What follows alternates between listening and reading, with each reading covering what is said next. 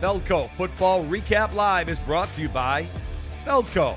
For quality windows, siding, and doors, call 866-4FELDCO, Chicago's home renewal experts. Your Chicagoland and Northwest Indiana Chevy dealers, the official truck partner of the Chicago Bears. Hooters. At Hooters, originality isn't just one thing, it's everything. World-famous wings and more, served up by the iconic Hooters girl. Hooters, always original. Dr. Pepper, an American original just like our Chicago Bears. Grab an ice-cold, refreshing Dr. Pepper today at a McDonald's near you. Special Olympics Illinois. Special Olympics Illinois, so I did. Learn more at SOILL.org.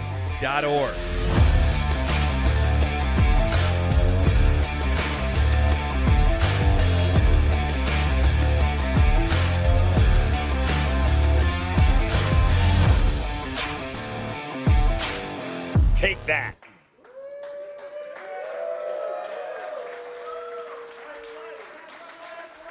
Hey, welcome into our Feldco Football Recap Live here at Hooters in Downers Grove. I'm David Kaplan. Thank you so much for tuning in. That's Tom Waddle, great Chicago Bears wide receiver. That's Alex Brown, great Chicago Bears defensive end on the last Super Bowl team in 2006. If you have questions, write them down, bring them up. We'll get to as many as we can. Let's get right into our show. Let's do our Four Seasons game recap. Leads us right to our play of the game.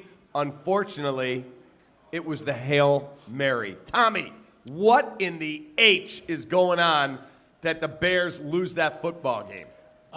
Cap, I really have no good explanation for you. I think it's inexcusable, some of the things that happen.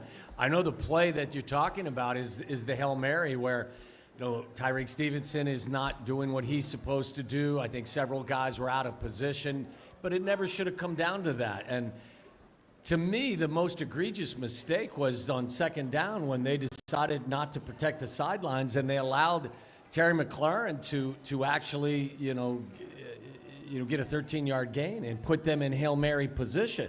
Like if you just protect the sidelines, one of two things happens. You either dump the ball off and you ask Austin Eckler to go 65 yards with 7 guys drop back. And the clock runs out. Or you ask Jaden Daniels to throw a Hail Mary from the 30 or the 35-yard line. That ball's not going to get past the 15-yard line. So to me, it made no sense at all in the fact that Coach Eberflus would double down on his, suggestion that play was meaningless. I don't get it. All right, before we talk to Alex, you got to try the wings out here at Hooters. They are literally the best in the city. Helena's here with a plate of the wings. She's going to come back later with the limited time offerings for the football season. So thank you for bringing us some amazing wings, and then we'll have a charity component as well later with Helena. Thank you, Helena.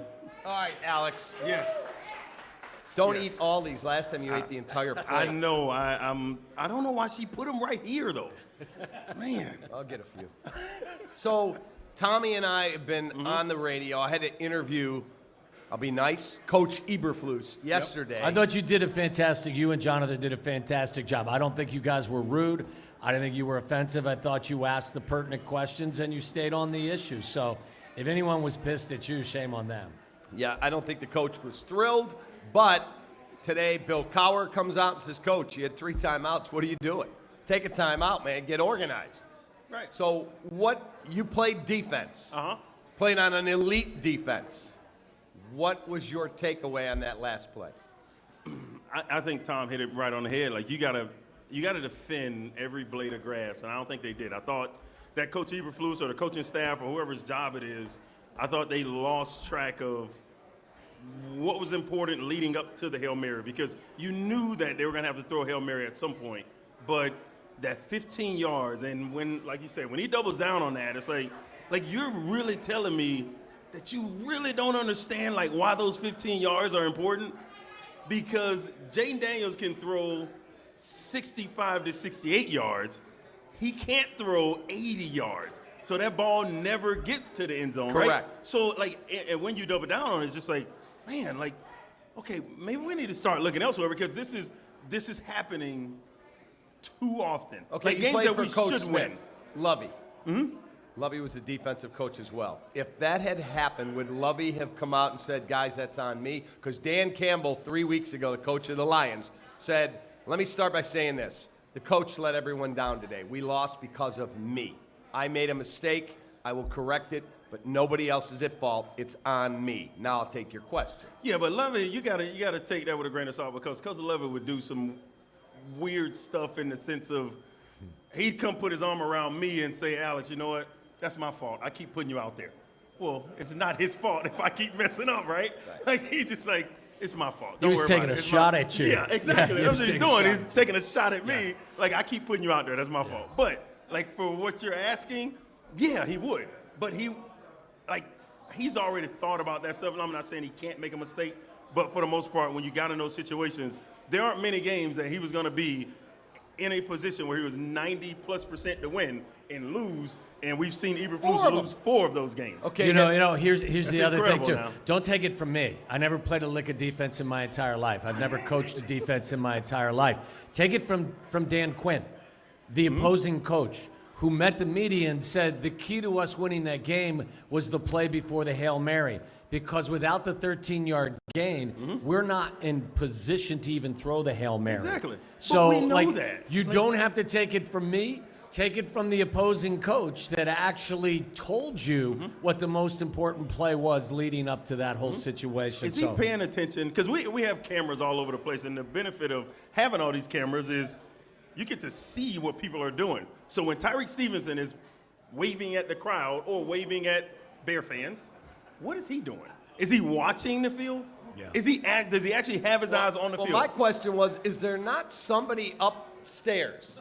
They got 76 coaches. They got 2 analytical people that are in his ear. Yep. Is somebody not looking, going, Coach, take a timeout. We got a guy not in the play. He's not like prior to the play. I mean, everybody's watched that play by now. Yeah. Like, it's Hut. The receivers are 30 yards down the field. and ESPN he's put a still clock on looking. it yesterday, 4.1 seconds, and then he turned around. Do you understand how far people can run, receivers can run in 4.1 seconds, 36 yards? I mean, come on. I this couldn't, is crazy. but no. being a normal Most receiver receivers. could, yeah. I mean, and by the way, you realize Jane Daniels had almost 13 seconds to throw the ball. So I would ask the question as well. And this Yes. is not a shot at T.J. Edwards. Who the hell is T.J. Edwards spying? Like, who are you spying? He told said, him to I do can it. only go where they tell me. And they Of told course. me, I'm not They told blaming me him. to spy Austin Eckler. Correct. Like, For what reason? I just don't. I And don't understand all this it. stuff together, though. All this stuff together, doesn't it? Like, for me, it makes me think, that's not the guy that I think I want, you know? And think about this as well. Like, I mean, I love this team. I love the players, and I think that they have been very judicious with their own criticism, if that's the right word to use, about some of the things that have happened.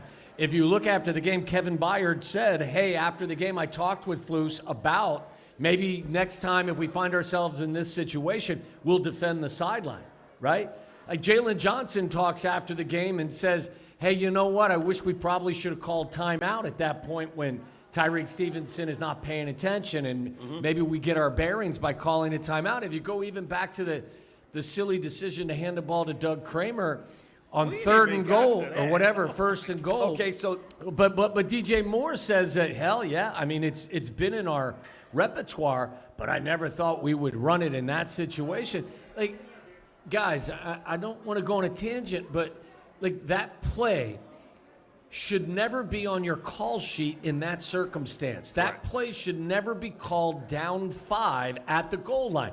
That's a play you run up 21 points or down that's 21 what points. offensive coordinators do. They get arrogant. Well, they got to it's show you just- how cute they well, are. then, but that's where, first of all, Cap, the head coach, when you're sitting and putting the install sheet together on Friday, and Shane Waldron says, hey, this play looks really good, your head coach goes, under no circumstances are we running this play, handing the ball to a backup center, if this is a one-score game. That's a play you call up 21 or down 21 Correct. with 5 minutes to go, and the only reason you do it is to rub it in someone's face or you put it on film for an opposing coach 5 weeks down the road. There's no explanation for it. And there's no explanation for the head coach allowing that play to be on your call sheet in that situation. And there's no explanation for your head coach not hearing that call in his headset and say, F that, we're not doing that. Right. Stop, we're not doing that. Okay, so Wani, Dave Wanstead, who we worked with at TV, Tommy played for him. He's a dear friend of mine. I was with him on Saturday, and he told this story to me. So Wani said he goes, I've got the headset on. My O coordinator's upstairs. He goes, I think they were up 6, he said. We're up, it's a tight game.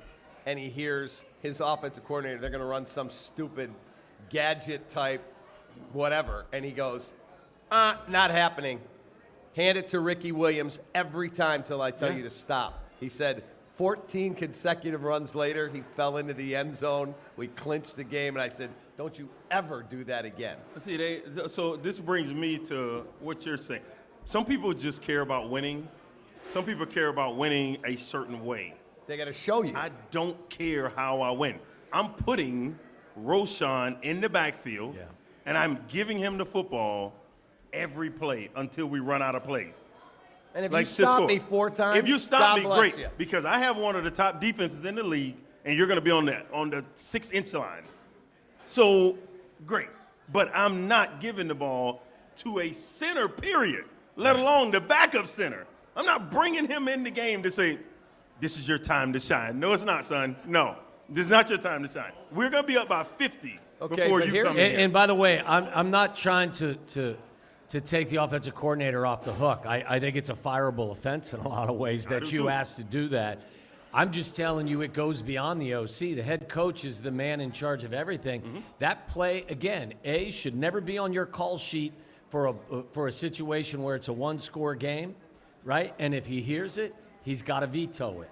So, like, the OC deserves a lot of criticism for it, but the head coach at the end of the day is responsible for all of his coaches. It can't happen.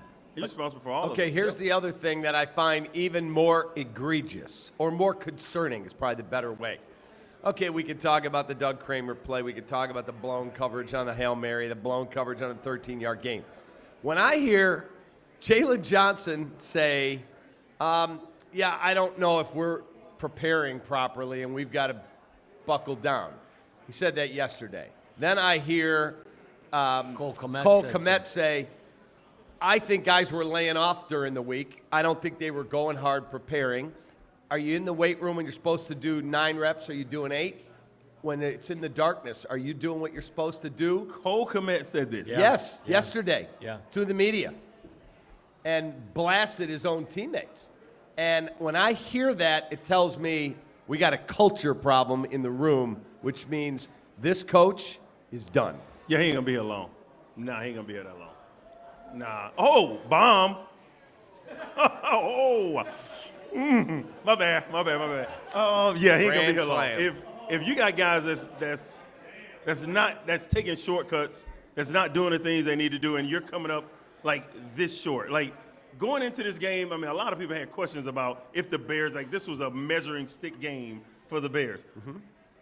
I think the Bears are better than that team. I do too. I think Caleb's better than Jaden Daniels. Me too.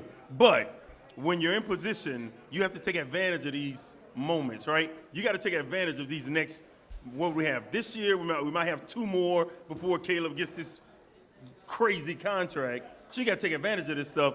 And are you going to wait another year before you get rid of Eberflus? And now you're going to have to go get rid of some really good players because Caleb is going to get that big contract in, 2 years? They have mortgaged their future.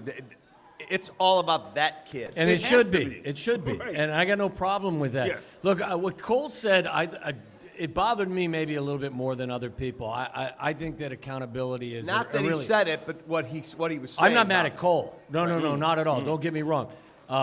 You played for Lovey. I played for Ditka and for even with Wani. Those were coaches that held us all accountable, and that's necessary. But at some point, when Cole suggests that, and I think he referred to it as is in the darkness when you're by yourself and there's no coach around. Are you going to do the 6 reps that you're supposed to do on the bench press? Are you going to do 4 and walk out and be content with it? if that's the case, then I think that the team isn't built the way I thought it was built. Like, I can guarantee you this. Steve McMichael never did 4 reps when he was supposed to be doing 6 reps. He'd do 10. He'd do 10 reps. Yeah. And I know your Yeah, team was for filled sure. with guys that would do Yes, the same thing. 100%. So I don't think it's just an issue that the head coach and the rest of the coaching staff, they need to hold these players accountable.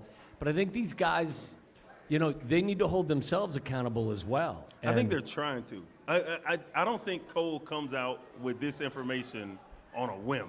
No, I don't right? either. I think this has been talked about. And I don't This think, has been- Alex, I don't think he was trying to throw his teammates under the bus. No, I think he was just it's being a matter real. of fact. This is the type of shit that's happening, and this has to stop.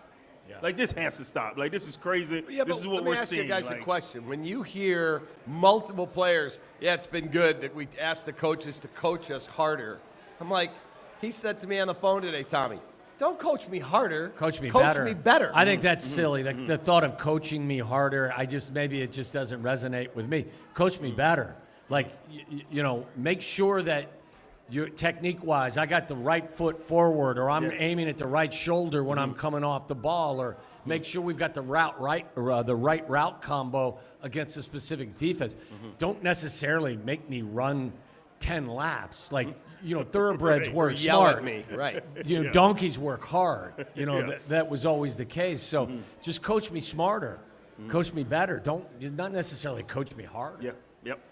So, all right, let's take a look at the Chevy drive of the game. It was a 10-play, 62-yard, took 3:56 off the clock. Chicagoland, Northwest Indiana Chevy dealers, they are the official truck partner of the Chicago Bears. Was capped off by Roshan Johnson's 1-yard TD run after the prior drive ended in the Doug Kramer fumble. I look at that great drive. But you know what it tells me? Caleb led you on 3 touchdown drives late in the game. 3. Yeah. And Olin, I was talking to, said he went back and looked at all 7 games. He goes, whether it's the end of the half or the end of the game, he led you on points every single week when the time was running down. He said that we haven't seen a Bears quarterback do that in forever. Because he is for real. I've been saying it. I've been screaming it. I've loved Lovey more since he made the play that gave us that pick, okay? I'm telling you, I think he is going to change everything about the Bears, especially at the position. But in the future, I think we win a Super Bowl with him.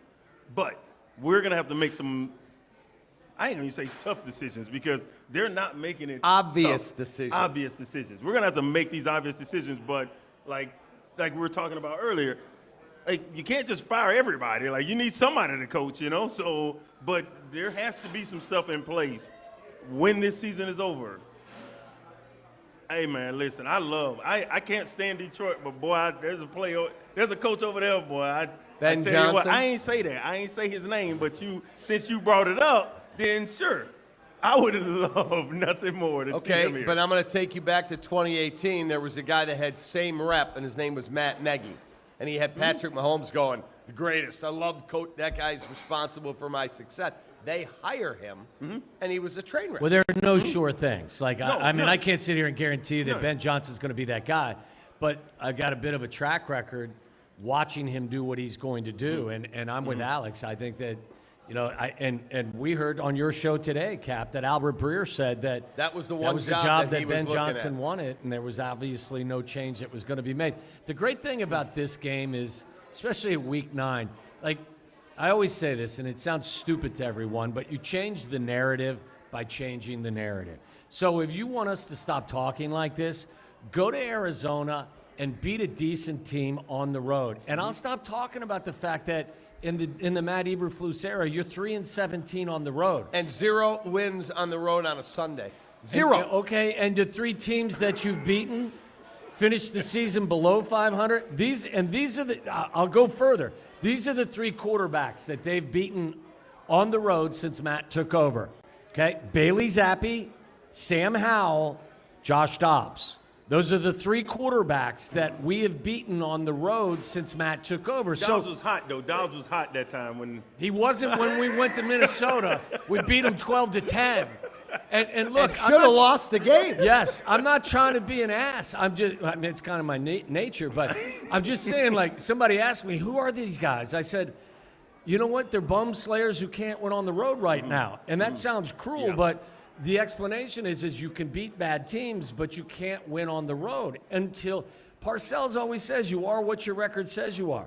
So until they go on the road and prove that they can pack their gear up, leave Soldier Field, and go win in somebody else's building, and you can actually step up in class and beat a team, this is who you are. And maybe this is the opportunity. Maybe this is the moment when they go on the road against this Cardinals team that is starting to find itself. They've won 2 in a row and 3 out of 4. You go on the road and beat a decent Cardinals team. But until they start doing some of that shit, this is who they are. And I hate to say it because I love them, and I love a lot of the stuff that they've done. You're 3-17 on the road in the last 2.5 years. You've beaten Bailey Zappi, Sam Howell, and Josh Dobbs. And you want me to believe that you're going to be able to get to the postseason? You may, but you got to change who you are. You got to change the narrative. Agreed. If you look at, and we'll get to a couple of the other things that I picked out of this game, but if you look at DeAndre Swift, he's going in a great direction. The wide receiver room is phenomenal. Yes. Phenomenal. Do you go out and trade draft capital to go get an offensive lineman? Your offensive line stinks and it's banged up. No. What am I trading? Well, I don't want to give up a 7 for a crappy player. I want a good player. See, we're going to We go saw down a Deontay road that Johnson I get wanted traded you today. to ask me today. I wanted you to ask me this question, but we're going to get on a tangent here because I don't really care what Dallas asked me for. I want Michael Parsons. Like, I kind of want it. I want him here, and I'll give it down how bad the offensive line is. We're going to be all right. Like, if we get him, like, people ain't going to score. Yeah. They ain't going to score. I'm sorry. Like, we'll be fine. We can score 22 Will points that a game. defense be better than the 06? Oh, so let's not do that. Well, they'll finally have one player that we see that has a road to the Hall of Fame.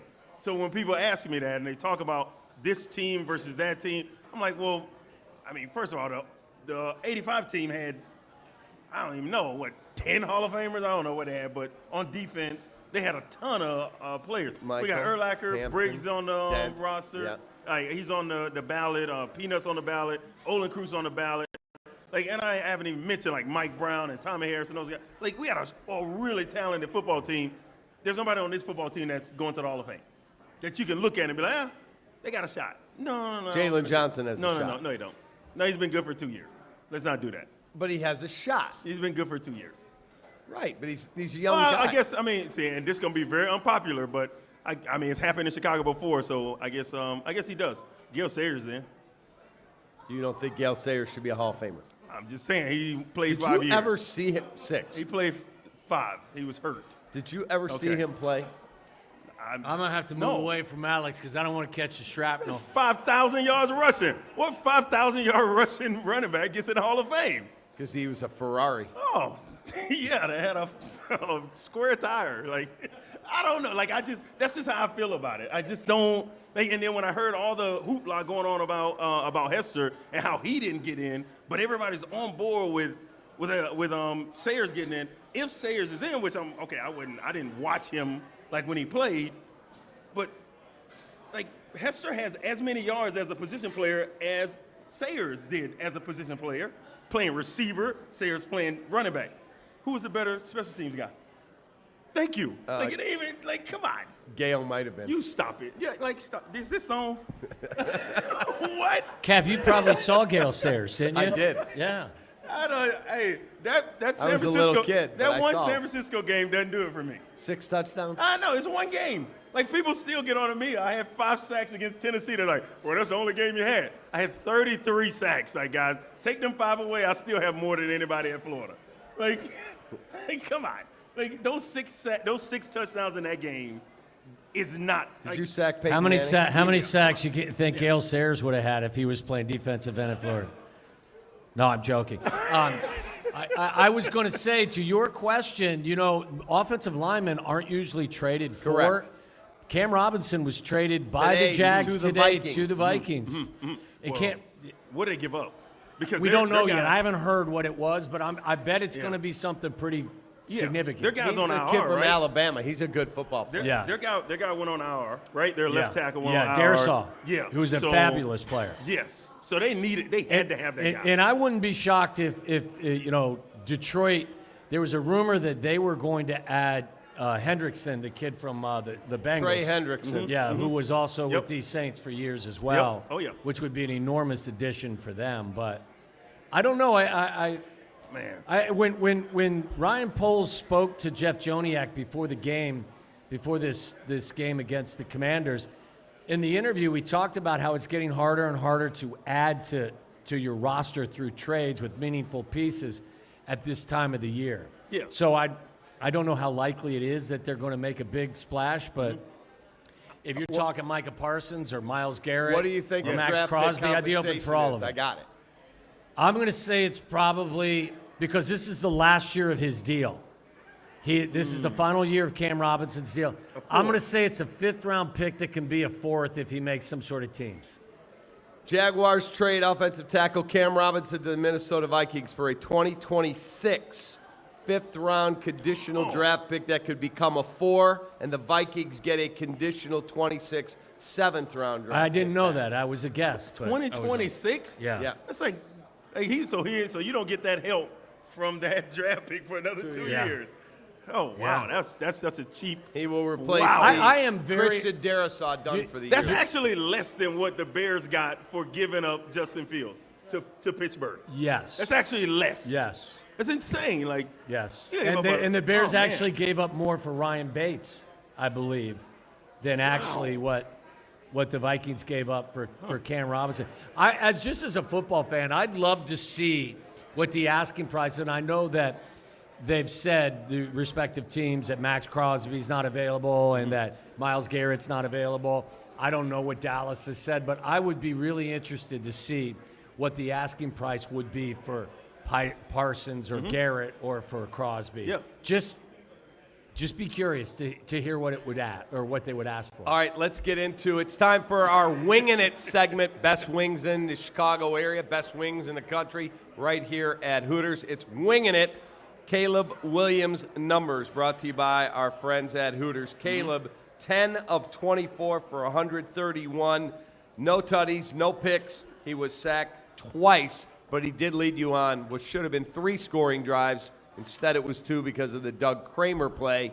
Your guys' thoughts on how Caleb played? I thought he had 3 bad quarters and then 1 outstanding quarter. Yeah, I mean, he was inaccurate early on that game. I don't know if it was nerves or what. I mean, the kid's played in big games before, so I don't – see, I love Caleb, so it's going to be hard for me to say anything bad about him outside of, yeah, he struggled a little bit. But then he put us in position to win. He gave us the lead with, I think it was 20-some-odd seconds to go in the game. You got to be able to win that game. So at the end of the day, it's wins and losses.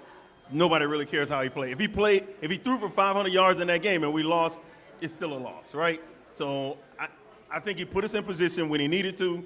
He did the things he needed to do late in that game. He figured out what they were trying to do. I think it had a lot to do with the play calling too. But early on, I think he was just off, and then he figured it out. Tommy? Yeah, I think I don't know if it was because he was in his hometown and he was a little, played a little frantic. You could tell when his accuracy is off. A lot of it's tied to his fundamentals. His footwork was way off. But he was much more inaccurate than you're used to seeing him be. He wasn't good for the first 3 quarters, but as Alex said, in crunch time, he kept you in the game and put you in position to help win that game. I also like that on the next to last play of the game, he ran up to Eberflus. He goes, Coach, you got to press these guys up here. What are we doing? Yeah.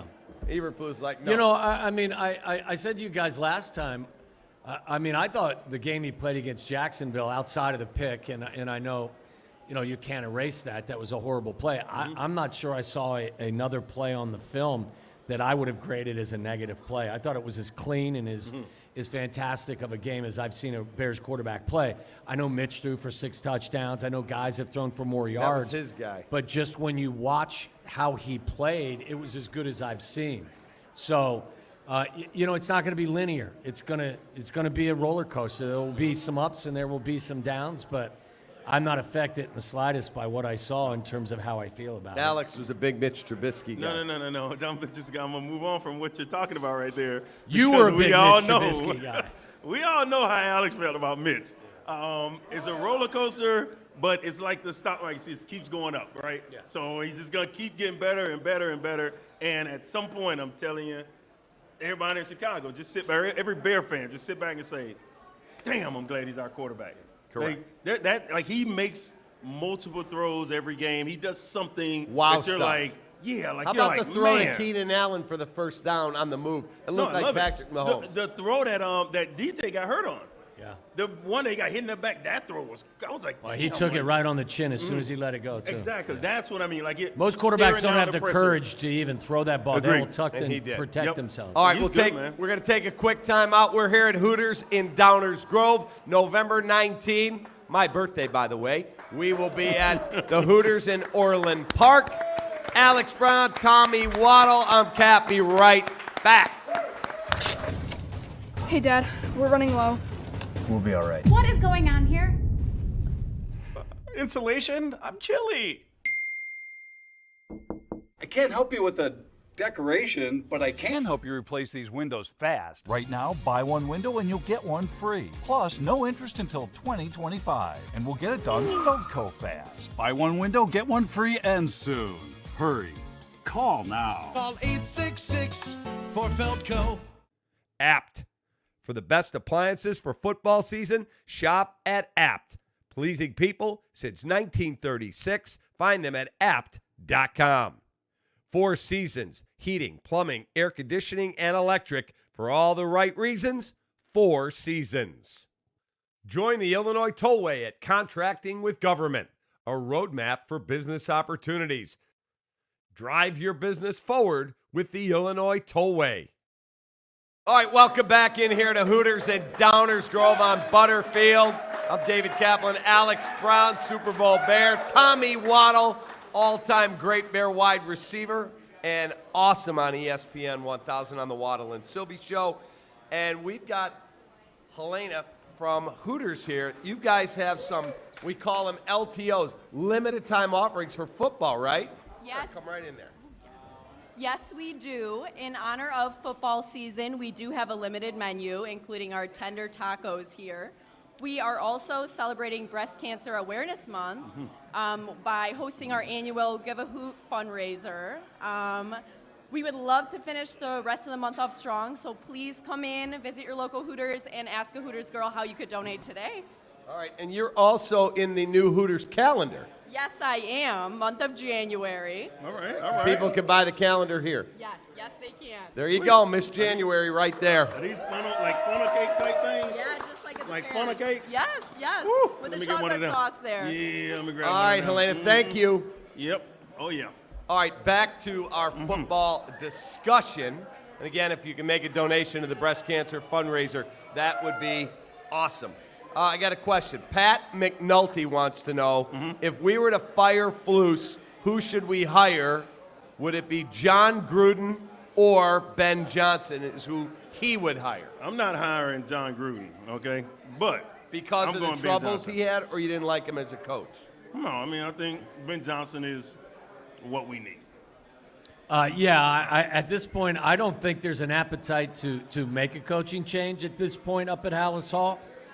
I would, if I put money down today on whether or not they would make a change, my money would be on no, because I You mean think that- after the season? yes, because I think there's an appreciation. He's gone.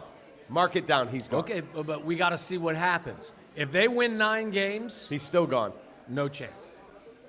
No chance. Little wager? Yes. Name it. Well, listen, I'm just trying to get through a second wedding now, and I got 2 more left. I'm So gonna move the hell out of. I'm gonna move the hell out of the I'm way a here. double or nothing 'cause on they a got Reds way more bet. money than me. So you think it's this? What is it going to take for them to maintain They status fired quo? Lovie Smith at 10-6. Eberflus wins 9 games. You're going to look in the mirror if you're Kevin Warren, if you're Ryan Poles, and you're going to go, that guy's not good enough to get us where we got to go. thank you, here's your money, get the hell out. Well, Period. I was actually an advocate of making a change last year before the season started because they were going to use the first pick of the draft on a quarterback, and usually what you want to do is put that quarterback on the same schedule as your coach. Yep. So I think if, in fact, a coaching change was going to be made, it would be done a year late. And if they do make the change, I would definitely say Ben Johnson.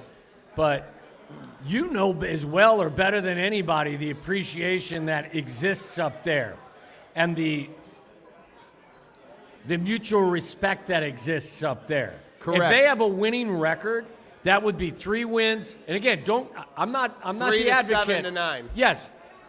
They can make an excuse to you and everybody else that we're making You're starting progress. to see cracks in the foundation. He would have to make the playoffs. I think it's a very similar situation to Coach Smith? No, not Coach Smith. Before him, Dick Duran? Dick Duran, because Dick Duran was on his way out the door in 2001. And they he went had this 13-3. 13-3 type of year where they still didn't beat Green Bay either time. But and then a couple years later he was gone. Right? I think they would have fired him in 2001. Oh, Angelo wanted him out, but he goes 13-3. I got to keep him. Yeah, you got to. I mean, if he makes the playoffs, you're not going to fire him. And I think, honestly, this year, I think at that point we'll miss out on Ben Johnson. Honestly. Okay, Kevin Tracy wants to know, what did you think of Eberflus not taking the timeout before the Hail Mary? We talked a little bit about that, but now word comes that he is empowering his players if they feel they need a timeout to take it. When you played. By the way, I don't think a player can call a timeout. It has to come from the sideline, doesn't it? Yeah, but I think he can ask the coach, get a timeout, please. Would Coach Smith have looked at you, Alex? No. What would he have done? Like, why the hell do we need you if you're going to empower me to do everything? Why do we need you? You know what I mean? Like, this is crazy. Like, there's coaches stuff you do. That's one of them. You want me to come over and get that red flag and throw it for you, too? Because it doesn't seem like you know when to throw that son bitch either. I do want you to. He does not know when to throw that. It don't seem like you know when to throw that either. Yeah. Like, this is, man, no. You said he is empowering the players to let him know if we need a timeout. This is crazy, man. This 2024, boy.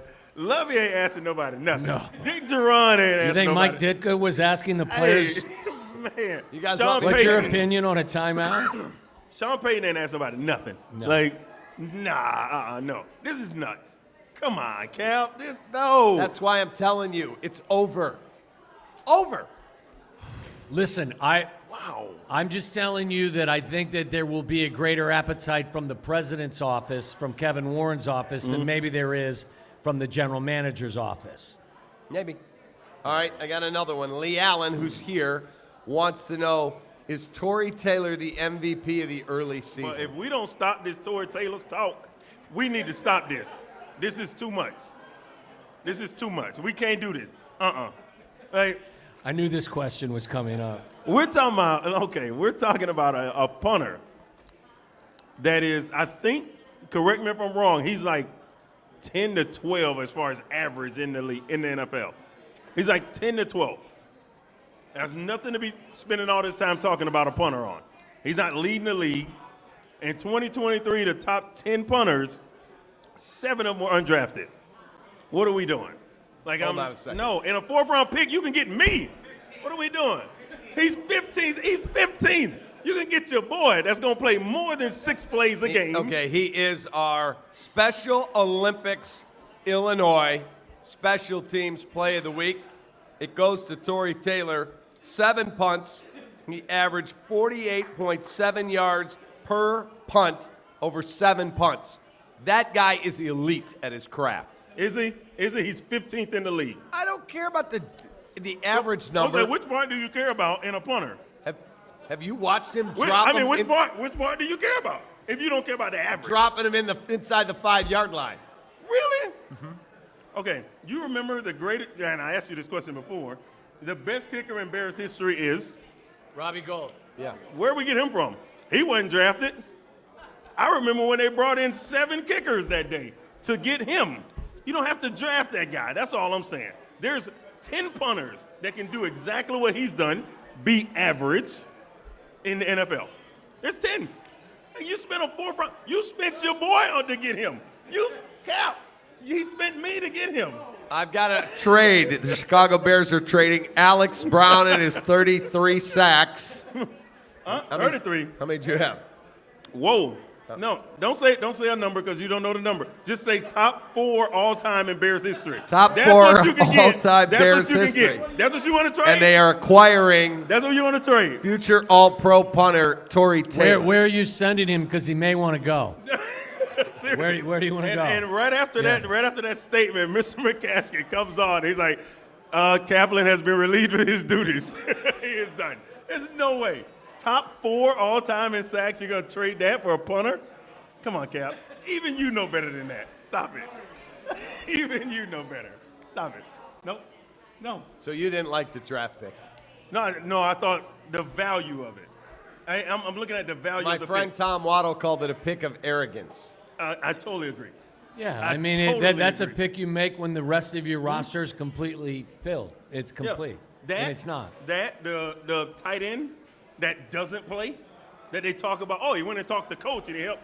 Who cares? Mercedes don't do, what is he doing? What is he doing? That's my guy. I know he's your guy. I'm talking about the team. Like, he plays 2 plays a game. He's a leader. Man, stop, man. Stop. No. He's a leader because why? Somebody said he was? Every player I've asked that question Just to because said, he's older, man. Like, no, Cap. No, that's not how it works. That's not how Yeah, it works. you were selling me on the coach 3 weeks ago, too, because the players like him and play for him. And now you want to drive him somewhere far, far away now. I do. We could have had I Jimmy, mean, what's Jimmy Graham. changed? We Like could have had two- Jimmy Graham. 2 weeks You ago, know I was never a big 2 Eberflus weeks guy. ago, they were coming back from London where they handled the whole trip in a fantastic fashion. They put 35 on the Jags and beat them convincingly. And I bet you were part of the crew screaming, it's time to give Coach Flus all of his credit. absolutely The not. players love him and they play hard for him. And now you want to drive him to the bus station. Like, I didn't want to extend his contract. I'm just saying things change awful quickly. Things change awful quickly. I'm just thinking of all the positions that we just really, I don't know, we could have done so much better at. Wow. You've got him hooked on it. You've got him hooked on it. Okay, James, who's here, wants to know, why can't the Bears get a good start in games offensively? It looks like they struggle early. Why? They've been down in all 7 games. And it's the last thing you want to do is ask a young quarterback to consistently have to play from behind. I don't know, to be honest with you. I don't have a great explanation for you. I would, at this point, I would make sure, first of all, I don't think they came out and dedicated themselves to running the football early in the season. I think they've done a better job doing that now. If you feel like your quarterback's out of rhythm a little bit, get him a couple of layups. Couple of hitch routes, couple of quick outs. Try to get him, help him build a little bit Get of some rhythm. rhythm, yeah. Yeah, but it's a problem. There's no question. When you watch the game, though, and they're calling these plays, and I did see this during this past game.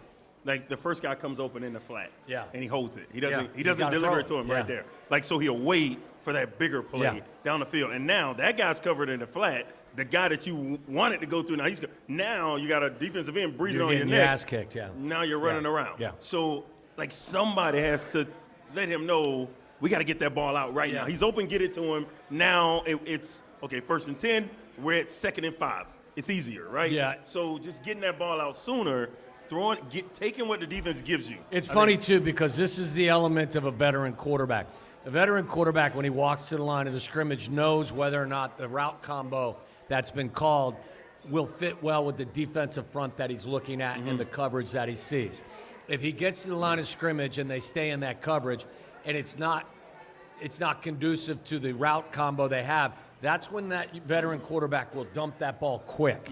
A veteran quarterback will let a play develop when he trusts that the route combo fits against what the defensive front and the coverage looks like. That's when he'll hold it a little bit longer, and it's just a matter of learning that. Like Alex said, sometimes if you get the ball out quick, you have buyer's remorse, and you think if I'd have held it longer, I could have pushed it down the field.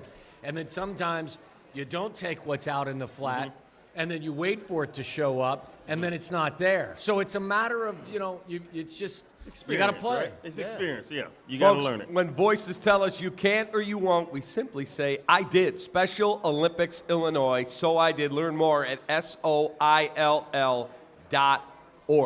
These things are good. I do have to make a correction here. Alex Brown had 43.5 sacks. Thank you. Fourth all And time. only Richard Dent, Steve McMichael, and Dan Hampton have more. Hold on, wait a minute. Appreciate that. Thank you. So what you're saying is that only Hall of Famers have more sacks than me in a Bear uniform? That's correct. Okay. Just saying. I'm Cap, just this is the saying. second time we've had this discussion. You've lost twice. I mean, and guess If what? we do it a third time, it's not going to get any better. Now, I mean, we're gonna let's really look. So only 3, and they're all Hall of Famers. When I left, who came? Who came here? Mark Anderson? No, you stop. You stop it. You stop. Adewale? Which guy got? Adewale, a good No, one? they gave him $90 million. He was number 90. Oh, Julius When Peppers. Julius Peppers came, Alex Brown had to go. He's going to Hall of Fame. Yes? Yes. Right? Okay. He's 9th all time? On Bears Oh, history. okay, yeah, he can't. He Ninth can't all catch it. time in the He can't NFL? catch it. No.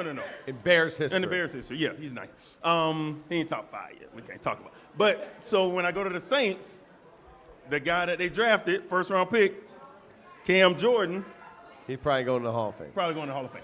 Like, if you want to get rid of your boy, you got to get a Hall of Famer. That's all I'm saying. Like, that's it. Pretty good. Pretty good. All right, I got another one for you from Joel Berger. He says, how does Matt Eberflus win back the locker room and gain accountability with his players? I don't know if you can do that. I don't think a coach can do that. I think that's established early on, and it is what it is. 04 when Lovey came in, because that's the only coach that I remember like that I had that came in to a new team. It was like torture, it seemed. And he did not care. He was setting the standard, and the standard is the standard, and I'm not wavering. That's it. You either meet that or you're gonna leave. Period. So it's like I don't know, you don't discipline your kid, and then they turn 14, and you're like, hey, you can't do that. Shut up, mom. Shut up, dad. What? You can't do that. It's too late. It's too late. That's how I see it. You think they've lost? The one thing I do, tactically, I don't think he's done a good job, but I think his players do compete for him. You talk to them much more than I talk to them. I don't know. I got more problems with his in-game, what he does in games than his relationship with his existing players. I wouldn't know. I'm not up there. I don't know if he's lost that locker room. If you keep making the wrong decision, you eventually will lose that locker room. I think that there's some cracks there because of what you heard DJ say, what you heard Kevin Byard say, what you heard Jalen Johnson say. Cole Kmet. At some point when you – and they're just kind of touching around the edges here. They're not going full force. Right, they haven't run the bus over him. Right, the bus is warming up, but it isn't in drive yet. So I don't know what the dynamic is right now up there. I think that a win over the Cardinals would soothe a lot of the hurt feelings. I think a loss in Arizona may light that candle, but oh boy. What do you, when you say lose the locker room, and you think about the teams that weren't always good. So Detroit wasn't good, and then they had a okay season, but you didn't hear stuff coming out of the locker room. The stuff that was supposed to stay in the locker room stayed in the locker room. Yeah. That's when I started contributing to a coach losing the locker room. A coach, when the players start speaking to us, Right. or talking outside, saying stuff that obviously we want to hear. We're trying to get it out of them, but they never say it. You don't hear that, and I'm going to say it, you don't hear that out of Kansas City. You don't hear it out of Baltimore, but they're not losing anything. I didn't hear it out of Minnesota last year, and they didn't have such a good team. Now, they're a pretty good football team. You didn't hear it out of 2 years ago, Detroit. You didn't hear that stuff coming out. And it was like, well, I don't know. Maybe that's what I contributed to. When we're talking about if he lost the locker room, you start to hear players coming out, and they're saying stuff that should be said in the locker room.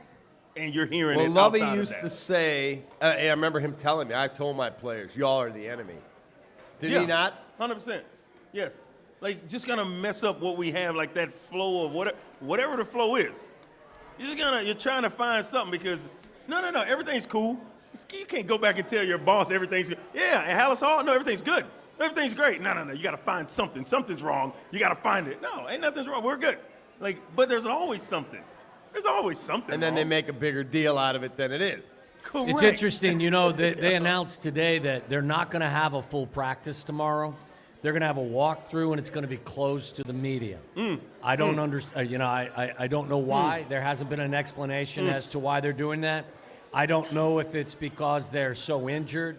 I think Sweat's injured. I think a couple of their offensive linemen are injured. I don't know what the status of some of the guys are. I just found it interesting that they've changed how they do Wednesday this week after what transpired on Sunday in Washington. That's what they did in England. They did a walkthrough on Wednesday. Is that what they did? Mm-hmm. Yeah. So that may have been also that, you're in a foreign country and your body clock is still getting used to everything. True. I'm not making too much of it. I'm just saying it's unusual. And based on how things went sideways this weekend, I would just be interested as to why there was a scheduling change and why they're doing it differently. Our Apt Electronics Player of the Game. Go to abt.com, and if you punch in the promo code Kaplan25, any purchase of $150 or more, you get an extra $25 off at abt.com. It's DeAndre Swift, 18 carries, 129 yards, and a touchdown, 56 yards on the score. Boy, after 3 weeks, everyone's like, oh, this guy looks horrible. Since then, he's been a monster. He has been. Tommy? Yeah, I think you have, again, I'm all for giving credit where credit is due. I was critical of, I think he was decisive with, where he was picking and choosing to run the ball. There wasn't a lot of production, but the last 4 weeks he's been fantastic. He's been as consistent and as reliable as anyone they have. I think he'll have a good game this weekend as well in the desert because it's a Cardinals defense that gives up 130 plus yards per game on the ground. They give up 4.5 yards per carry. So I think it's going to be another opportunity if they continue to give him the ball. It'd be an opportunity for DeAndre to have another game. Yeah, DeAndre. Some people don't think this. I do. I think there is something about competition. Those first 3 games, who was not, up to play? Roshan. When they put Roshan up to play.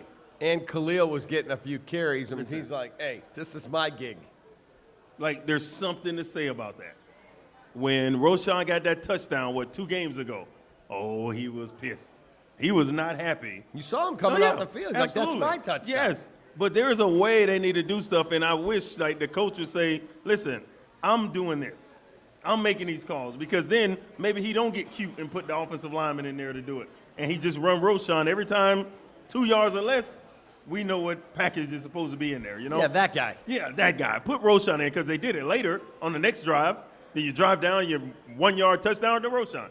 Just put him in. He's going to get the 1 yard. But I think that had a lot to do with what how Swift kind of started playing in the offensive line.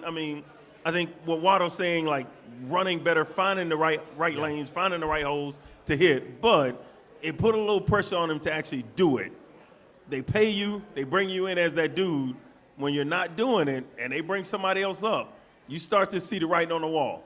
Some people act like they can't read at that time, but the writing's still on the wall. And they can see it. I know what that says, and right. It's not good. Exactly. All right, it's time for our Illinois Tollway Look Ahead.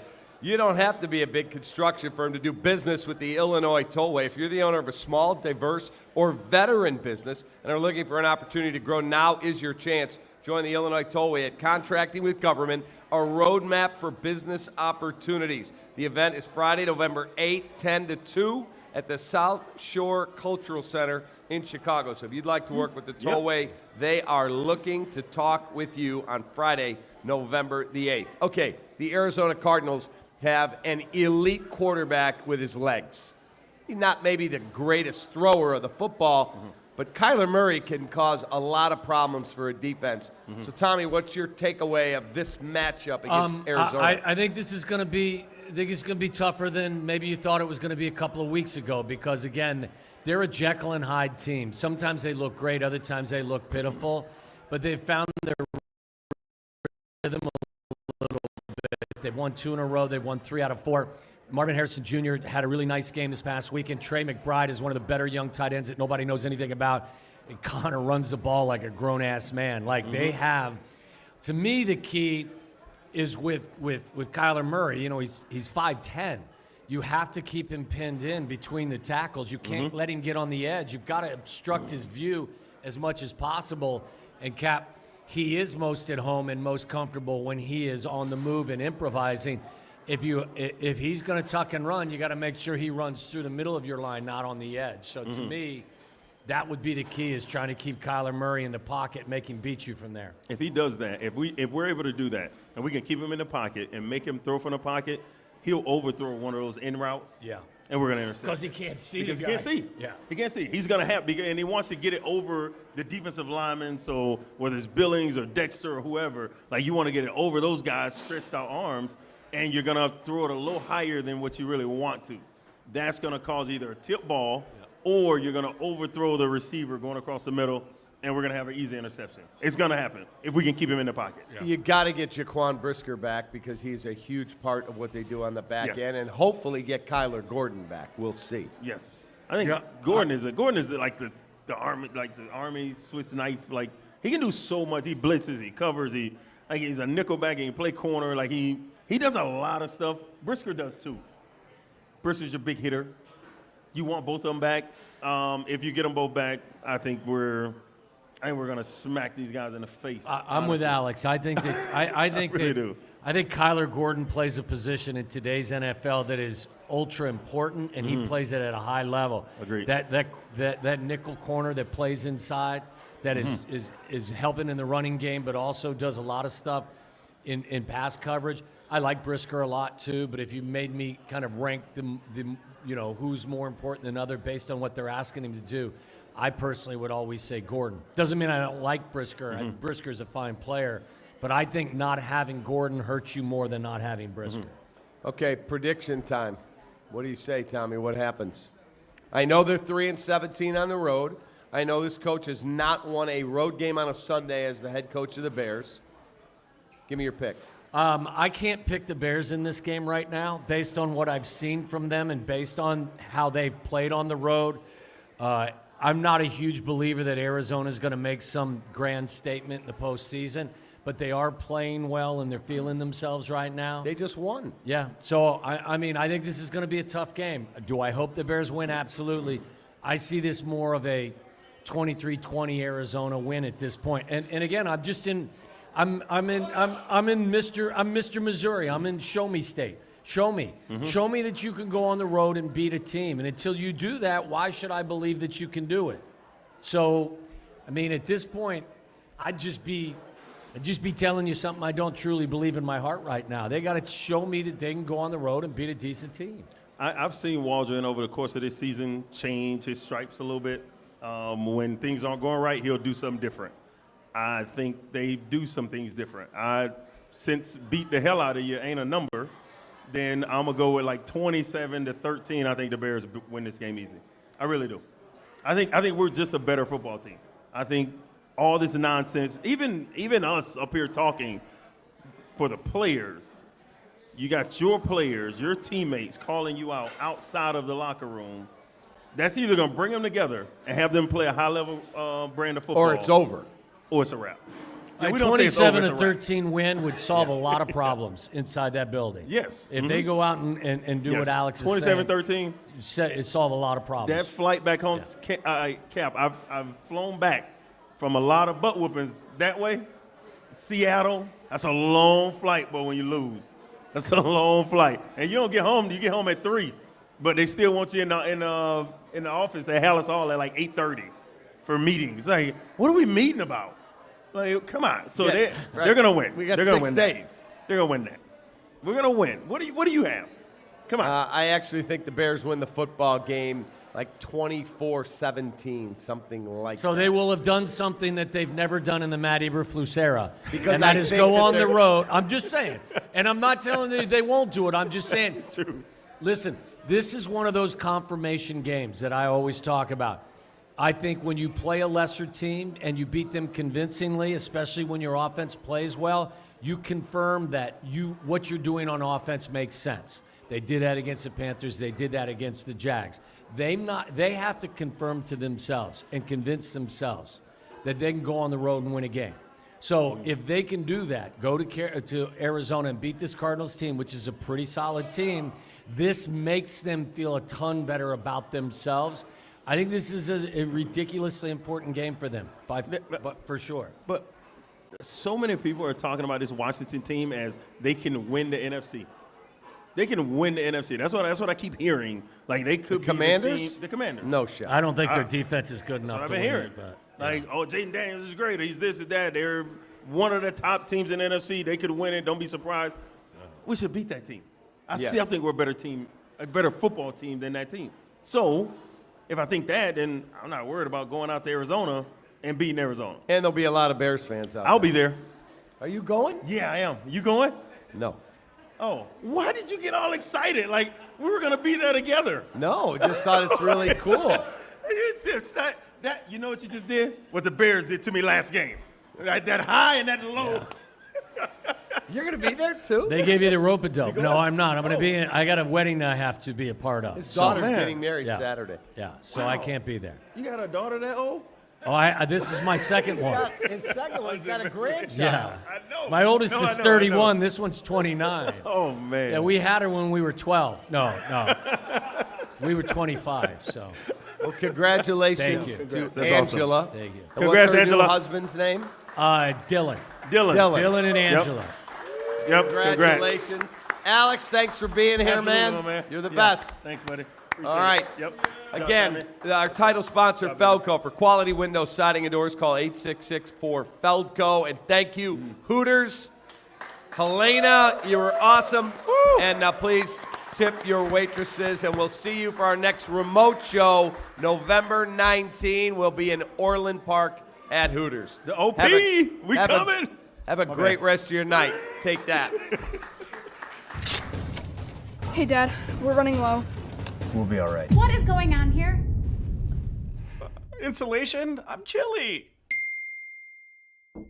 I can't help you with the decoration, but I can help you replace these windows fast. Right now, buy one window and you'll get one free. Plus, no interest until 2025. And we'll get it done Feldco fast. Buy one window, get one free, and soon. Hurry. Call now. Call 866 for Feldco. Feldco Football Recap Live is brought to you by Feldco. For quality windows, siding, and doors, call 866-4-FELDCO, Chicago's home renewal experts. Your Chicagoland and Northwest Indiana Chevy dealers, the official truck partner of the Chicago Bears. Hooters. At Hooters, originality isn't just one thing, it's everything. World-famous wings and more, served up by the iconic Hooters girl. Hooters, always original. Dr. Pepper, an American original just like our Chicago Bears. Grab an ice-cold, refreshing Dr. Pepper today at a McDonald's near you. Special Olympics Illinois. Special Olympics Illinois, so I did. Learn more at SOILL.org. Apt. For the best appliances for football season, shop at Apt. Pleasing people since 1936. Find them at apt.com. 4 Seasons, heating, plumbing, air conditioning, and electric. For all the right reasons, 4 Seasons. Join the Illinois Tollway at Contracting with Government, a roadmap for business opportunities. Drive your business forward with the Illinois Tollway. Some days, you've got big things to care about. Like that. And that. Luckily, the Whirlpool Smart Range automatically updates itself with features like Air Fry. So you can worry less about keeping up with the latest tech and care more about keeping up with the latest trends. Say cheese. Everyday care, Whirlpool. To see the full line of Whirlpool appliances, shop at Apt. Pleasing people since 1936.